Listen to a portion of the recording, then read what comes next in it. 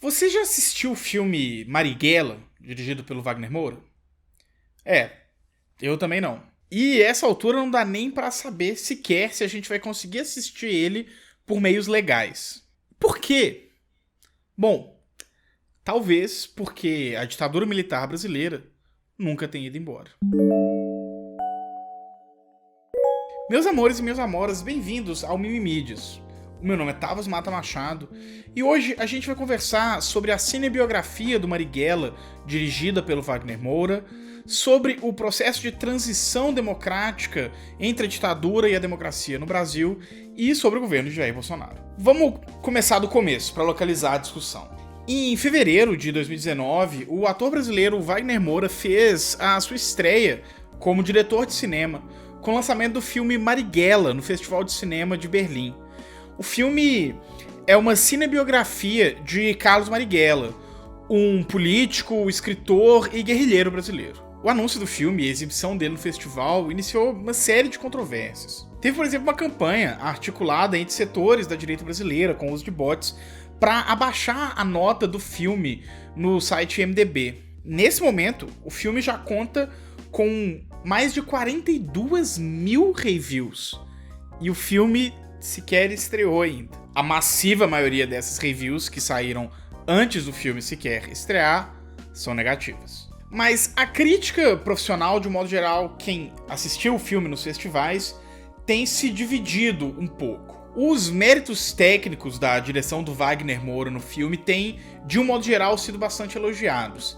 Mas a escolha do tema do filme, do personagem de Carlos Marighella como assunto, foi bastante controversa. Teve gente que elogiou a coragem e ressaltou a importância de estrear esse filme na época que a gente tá vivendo agora, e teve gente que acusou o filme de ser uma iniciativa de apologia ao terrorismo. Pois bem, vamos saltar alguns meses pro futuro, quando o filme tá marcado para estrear no Brasil no dia 20 de novembro de 2019, o Dia da Consciência Negra. Vale dizer, inclusive, que nesse intervalo, a escolha de Seu Jorge para interpretar o Carlos Marighella foi bastante controversa, com vários setores dizendo que Marighella supostamente seria branco. E aí, no meio dessa controvérsia do anúncio do lançamento, cerca de 2 meses antes da estreia, a O2 Filmes, a produtora do filme, vem a público comunicar que o lançamento do filme estava sendo adiado por tempo indeterminado por causa de problemas de trâmites com a Ancine. A estreia foi adiada para uma data ainda não definida em 2020. Isso tudo veio no bojo de um momento de crise sistemática na Ancine, quando ela está sofrendo cortes de verba muito profundos e que aparecem comentários do presidente Jair Bolsonaro dizendo que é necessário criar um filtro de conteúdo a respeito dos projetos que são ou não aprovados pela agência. Um filtro para decidir quem vai ou não receber incentivo. Um edital que teve recentemente da Ancine só para filmes de temática LGBT, por exemplo, foi suspenso depois de críticas do presidente. Num outro caso bastante sintomático dessa mesma época, a Embaixada do Brasil no Uruguai pediu para que um filme sobre o Chico Buarque, que estava sendo passado num festival de cinema no país, em Montevidéu, fosse suspenso, não mais fizesse parte da programação do festival. E aí, nessa conjuntura, chega a notícia de que o filme do Marighella estava sendo dificultado pela Ancine. Por quê? O filme tá sofrendo censura? Por que a estreia foi adiada por tempo indeterminado? Por que a gente não pode ver o filme do Marighella? Então, acontece que a história é muito mais confusa e complicada do que parece à primeira vista. Eu li várias matérias sobre o assunto. A melhor que eu achei é uma do jornal É o País, e o link para ela, como de costume, tá no comentário fixado aqui embaixo. Eu conversei com amigas da área de cinema que entendem de editais públicos e dos trâmites internos da Ancine. Eu até joguei a pergunta pro Twitter, que é a minha grande mente colmeia para responder as perguntas que eu não consigo descobrir a resposta no Google. E mesmo lá, parecia ter opiniões e ideias bastante conflitantes sobre esse processo todo. A situação, aparentemente, é a seguinte. O filme recebeu um investimento do Fundo Setorial de Audiovisual, que é um fundo ligado à Ancine, no valor de 3 milhões para custear principalmente a estreia do filme. Esse fundo exige que os produtores avisem a Ancine com 90 dias de antecedência a data da estreia, coisa que a O2 Filmes não fez. A produtora diz que esse comunicado não tinha sido feito ainda, porque o contrato com o fundo não tinha sido fechado ainda. Já a Ancine diz que não é a primeira vez que acontece alguma coisa desse tipo, e que a O2 Filmes tem pendências aí de prazos perdidos de outros filmes. Pessoas próximas à Ancine, que não se identificaram dando entrevista para o El País, disseram que esse é um tipo de problema comum e recorrente, e que a Ancine não costuma barrar esses recursos para os filmes que avisam a data de lançamento muito em cima da hora. Segundo essas fontes, as produções Turma da Mônica, Laços e Detetives do Prédio Azul, por exemplo, tinham passado pelo mesmo processo e tinham tido a verba liberada, aparentemente. O próprio diretor Wagner Moura disse numa entrevista que se o ambiente político fosse outro, a decisão da agência talvez teria sido diferente. A questão, que parecia ser puramente de uma ordem burocrática, se tornou uma questão extremamente política. Filhos do presidente do Brasil tuitaram a respeito. Os portais de notícias se encheram de gente cheia de opiniões sobre o filme, que nem tinha sido lançado ainda, sobre o Carlos Marighella, sobre o Wagner Moura, sobre a Ancine e sobre Mamatas.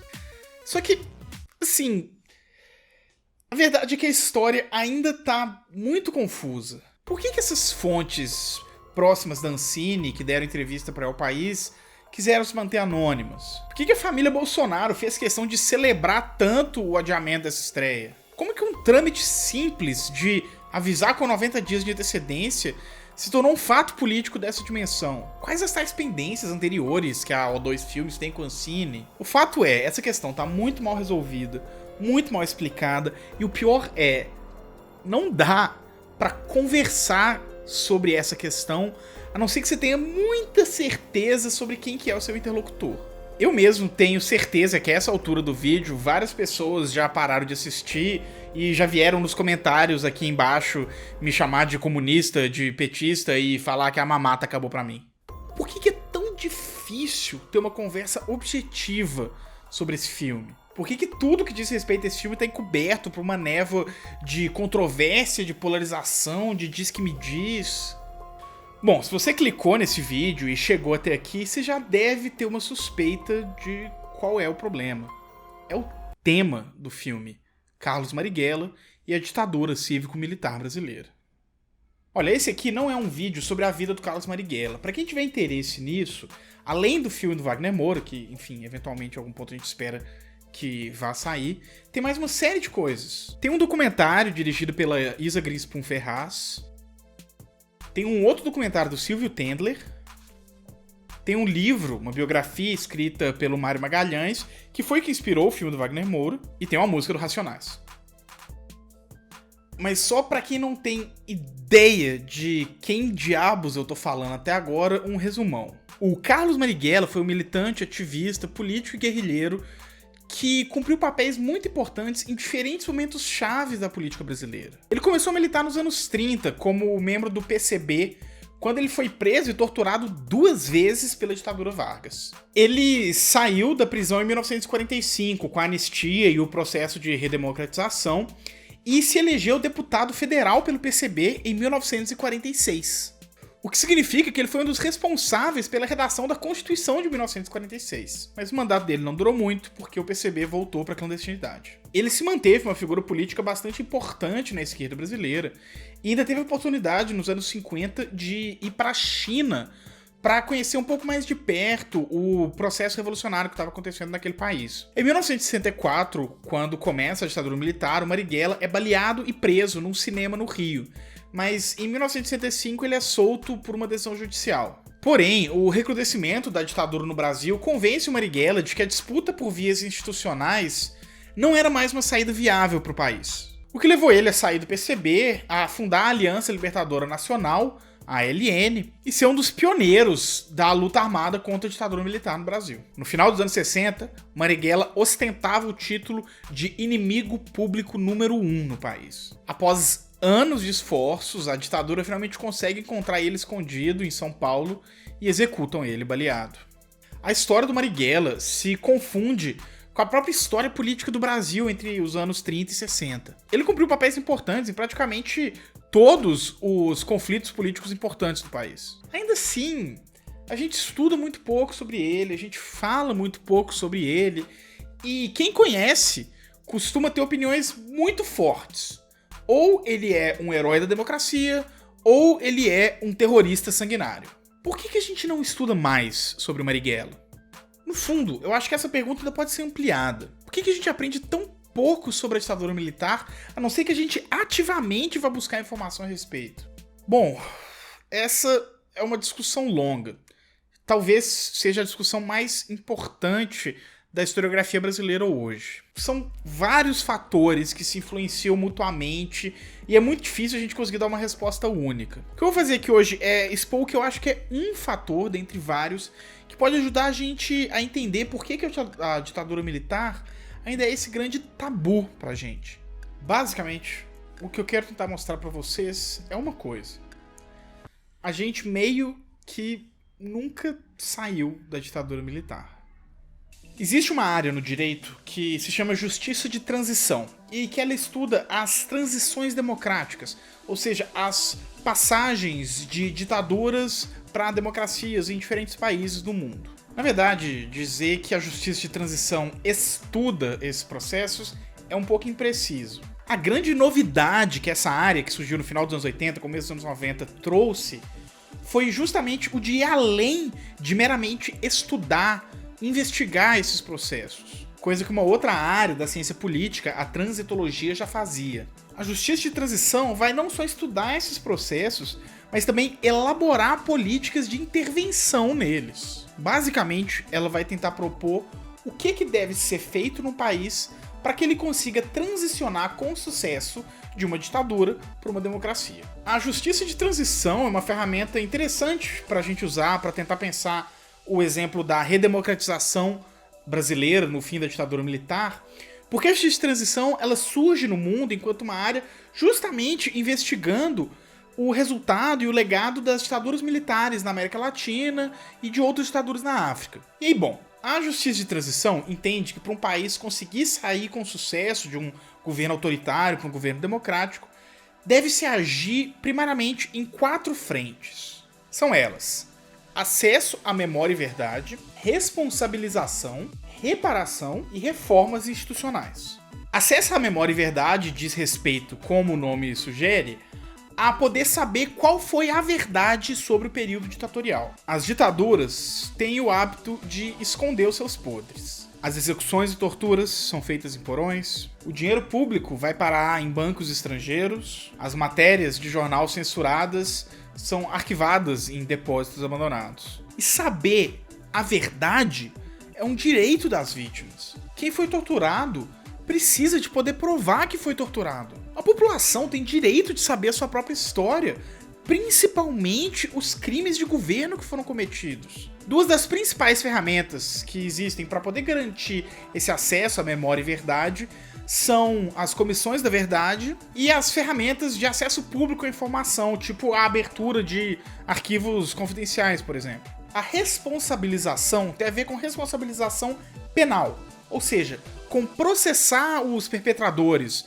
os agentes da repressão. Tem a ver com julgar os crimes contra a humanidade, com responsabilizar os indivíduos que, sob o pretexto de manutenção da segurança nacional, prenderam, torturaram e mataram opositores políticos e minorias sociais e étnicas. A reparação consiste em, de alguma forma, tentar reparar em alguma medida o dano que foi causado às vítimas e às famílias delas. Isso pode acontecer de forma econômica, na forma do pagamento de uma verba indenizatória, ou de forma simbólica, com iniciativas, por exemplo, de mudar nomes de ruas que eram nomes de perpetradores para nomes de vítimas. E por fim, as reformas institucionais dizem respeito a remover os agentes da ditadura de dentro do aparato do Estado. São os chamados expurgos, onde as pessoas que ocupavam posições de poder são afastadas da gestão pública.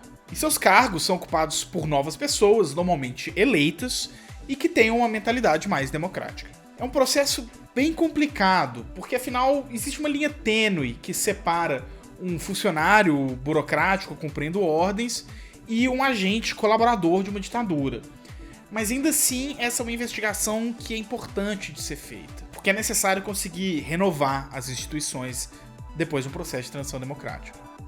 Bom, então, como que foi a transição democrática no Brasil? Como que a gente agiu em cada um desses 4 pontos? Vamos lá, acesso à memória e verdade. Teve. Teve, mais ou menos. E com muito atraso. Muito atraso. Se a gente parar pra pensar que o processo de transição democrática no Brasil começou em 1988 com a promulgação da Constituição e que os trabalhos da Comissão Nacional da Verdade começaram em 2011, são 23 anos. Compara, por exemplo, com os nossos irmãos da Argentina, que demoraram 5 dias para começar a instaurar a Comissão da Verdade. 5 dias. E é bom falar dos argentinos porque eles, pelo menos, têm um museu memorial da ditadura militar. A gente não criou espaços de memória da ditadura militar aqui no Brasil. Mas beleza, vai lá. A nossa Comissão da Verdade tardou, mas chegou. E quando chegou, fez uma investigação muito importante, descobriu fatos que eram necessários ser feitos. Então é importante reivindicar o trabalho da Comissão da Verdade. Ela foi e ainda é extremamente valorosa para nossa memória e história nacionais. Mas descobertas as verdades após a comissão, o que foi feito? A gente teve responsabilização? Bom, não. A lei de anistia que foi aprovada no Brasil em 1979 colocava uma anistia ampla, geral e restrita. O que significa que as vítimas da ditadura foram anistiadas, mas os perpetradores também foram. A partir dali, quaisquer crimes que tivessem sido cometidos nos porões da ditadura militar pelos agentes da repressão, até crimes contra a humanidade, haviam sido anistiados.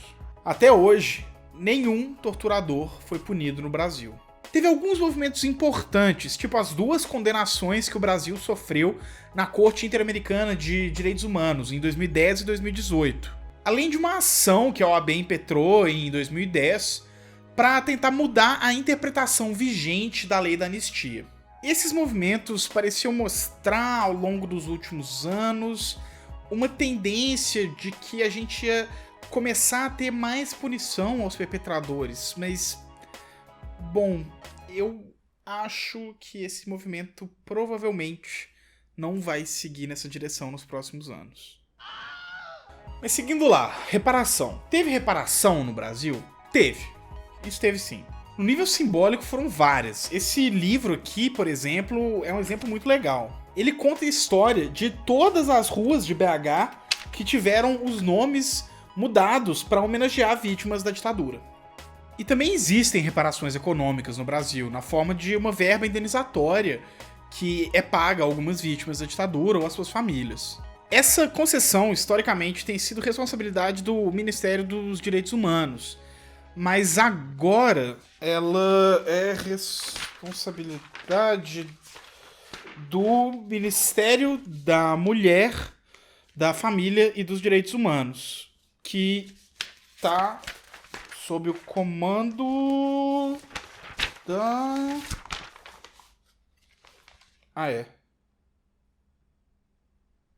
E por fim, reformas institucionais, a famosa limpa.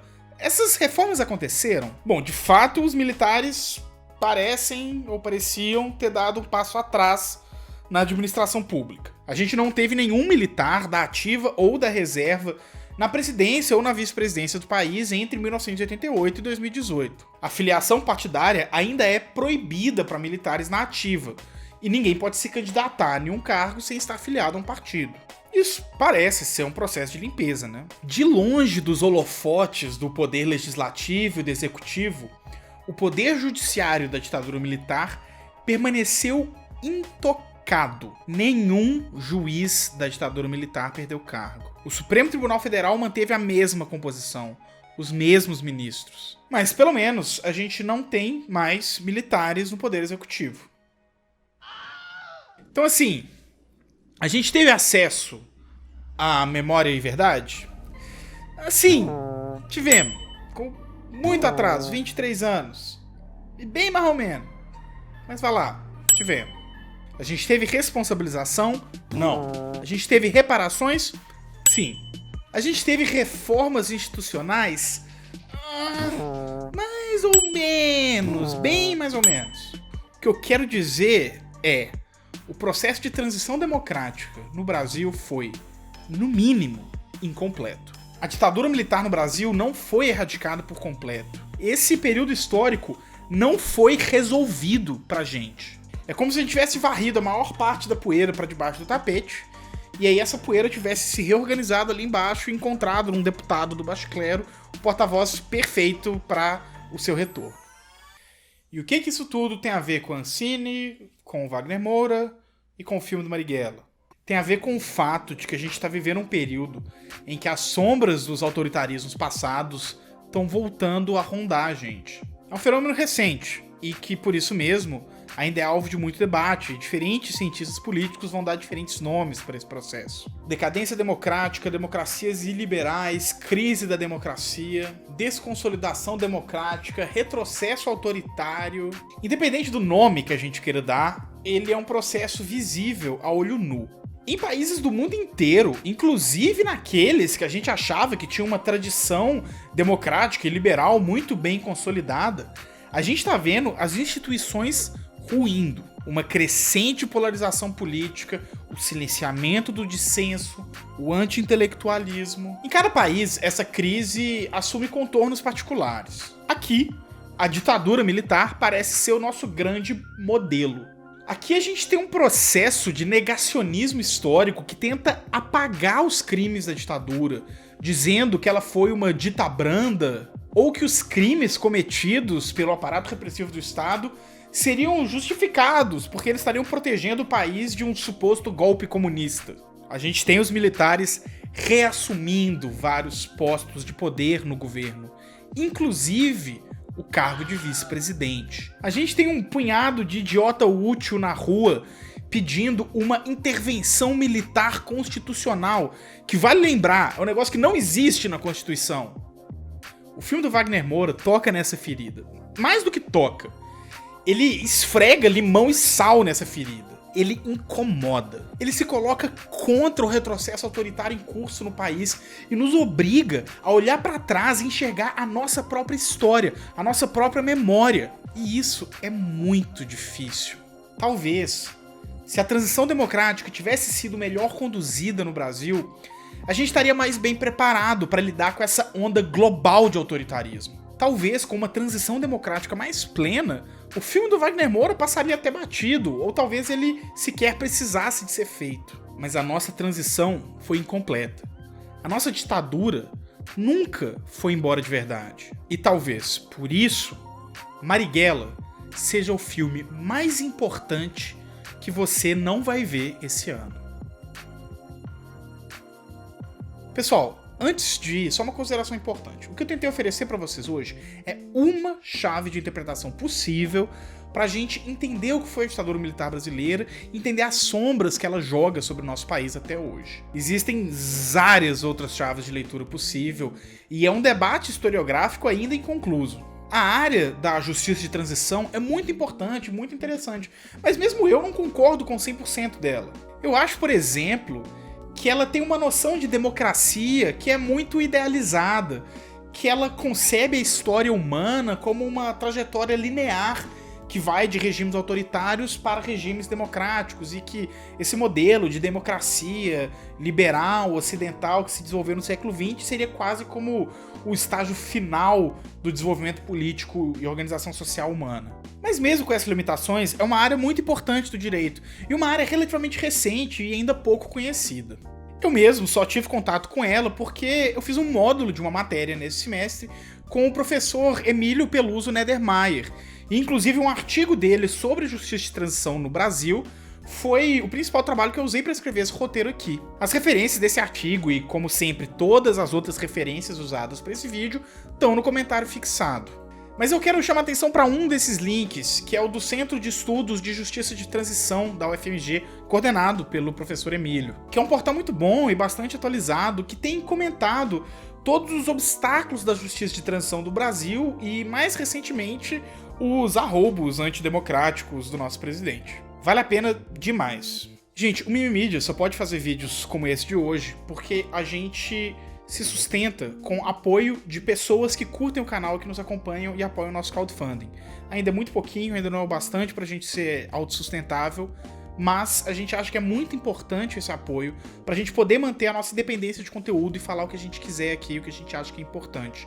Então, se você confia na nossa missão, dá uma passada lá no catarse.me/mimimídios e considera ajudar a gente a poder sempre trazer mais vídeos como esse pra cá. Um beijo no coração e até mais.